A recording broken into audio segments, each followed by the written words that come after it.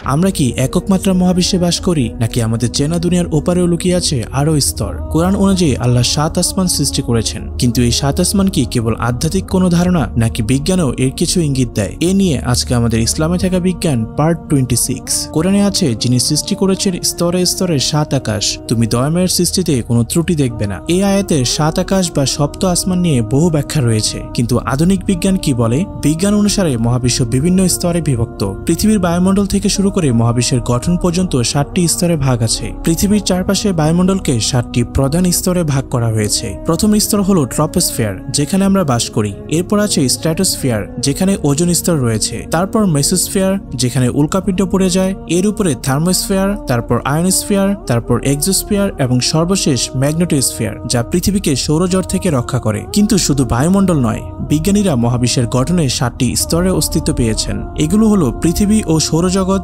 যেখানে আমরা বাস করি; লোকাল স্টার সিস্টেম, যেখানে আমাদের সূর্যের মতো লক্ষ লক্ষ নক্ষত্র রয়েছে; গ্যালাক্সি, বিশাল তারার সমষ্টি যার অংশ আমাদের সৌরজগৎ; লোকাল গ্যালাক্সি গ্রুপ, আমাদের মিল্কি ওয়ে এবং কাছের গ্যালাক্সিগুলোর একত্রের গ্রুপ; সুপার ক্লাস্টার, বিশাল গ্যালাক্সি গ্রুপ নিয়ে গঠিত; কসমিক ওয়েভ, যেখানে গ্যালাক্সিগুলো মহাজাগতিক জালের মধ্যে সংযুক্ত; অবজারভেবল ইউনিভার্স, যেখান পর্যন্ত আমরা মহাবিশ্বের অস্তিত্ব খুঁজে পেয়েছি। অর্থাৎ আমাদের জ্ঞানের পরিধি যত বাড়বে, হয়তো আমরা আরও গভীরভাবে কোরআন ও বিজ্ঞানের রহস্য উন্মোচন করতে পারব।